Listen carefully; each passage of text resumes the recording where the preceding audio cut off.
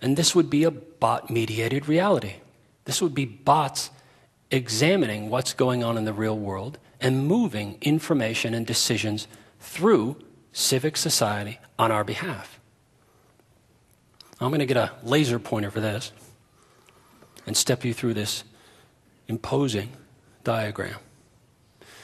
So here we see the old dirty internet and of course the new darknet constantly gathering news about the real world.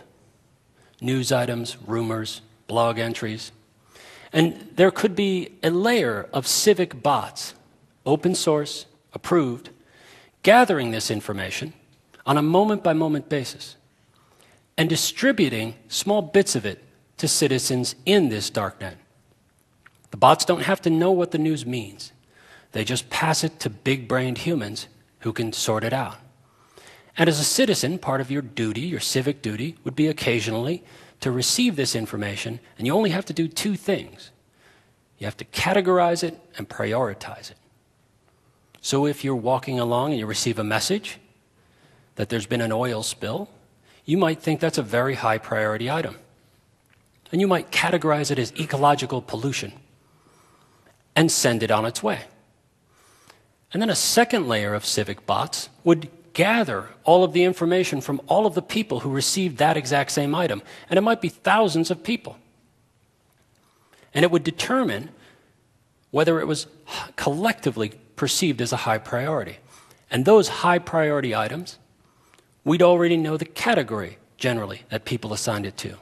And because we collectively have been evaluating each other in our past interactions, we know who the experts in ecological pollution are in society. And so would these bots.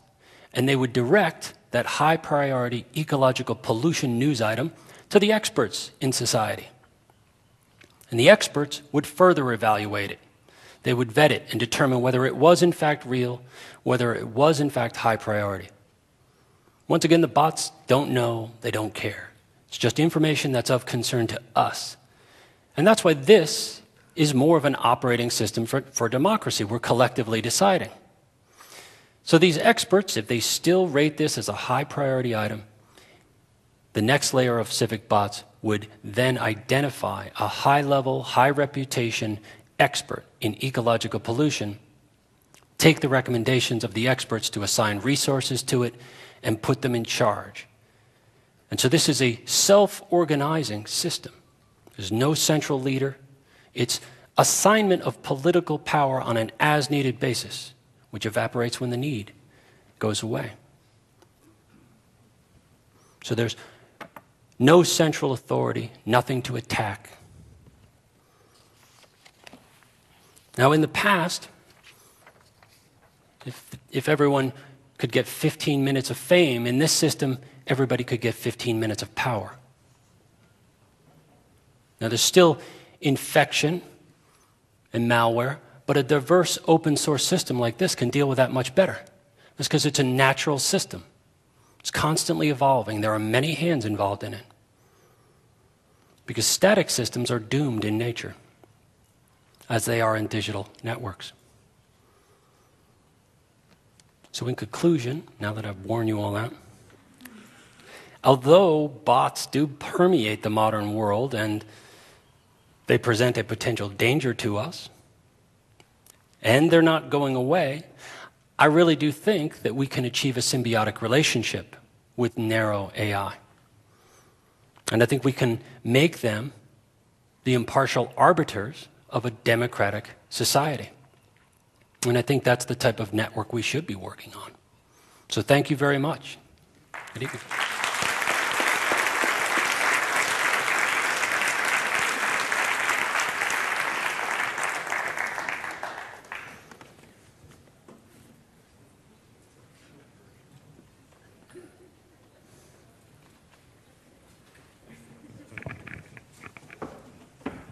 Daniel, thank you. Oh, you're welcome. Brilliant. Thank you. Thank you. Appreciate it. For those of you who haven't read it, for me it was one of those remarkable experiences. It happens every once in a while. You read a book and suddenly the world changes in front of you. this is one of those kinds of books that suddenly the world, the future, what was possible changed for me. And as you might imagine, given what I do, I read a lot of this stuff, and it is a very, very rare moment, and that was one of those very rare moments. So thank you, David. Thank you. I appreciate it. It is hard to surprise Stuart. It is hard to surprise me. You did it. Cool. So I have a couple questions, and then we have a number of questions from the audience. But first of all, you began by saying, you know, you're a software guy. Why a novel? Oh, I don't know. I guess I've always had a novel in me. I always wanted to write a novel. I have an English literature undergraduate degree. I finally used it. No, actually, I use it every day in talking to executives and trying to translate between programmers and executives. That's where I use that English literature degree. Well, I must confess it shows. It's also a well-written story. It's a hell of a good story. So, you know, I mean, it shows. Okay. And I have to, not everybody out here is a software junkie. What's a rootkit? A rootkit is a stealthy piece of software that takes root access control of your system. And there are different types. There's a kernel rootkit, which essentially takes your operating system and it slips underneath it and it runs your operating system. So when you try to run antivirus, the antivirus can't see the rootkit because the rootkit says, you're not going to detect me. So it's something that runs your system in a stealthy manner. Thank you. Thank you. Okay. So, you know, obviously these bots don't have values. They don't have aspirations. They're just kind of carrying out algorithms. Correct. They're very banal. But, of course, we had the wonderful, excruciating phrase from Hannah Arendt, the banality of evil. Yeah, yeah. So does this imply that these are, in some sense, evil?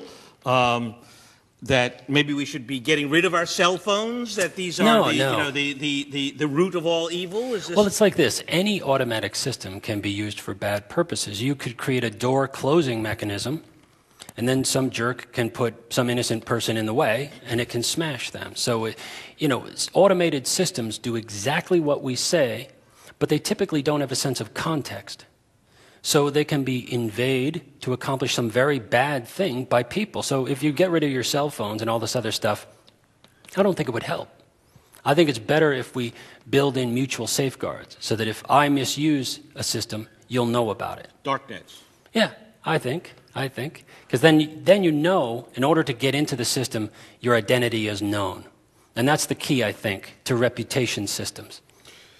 Now, I want to talk for a moment about your use of nature as a metaphor here. Mm-hmm. Maybe you don't mean it as a metaphor.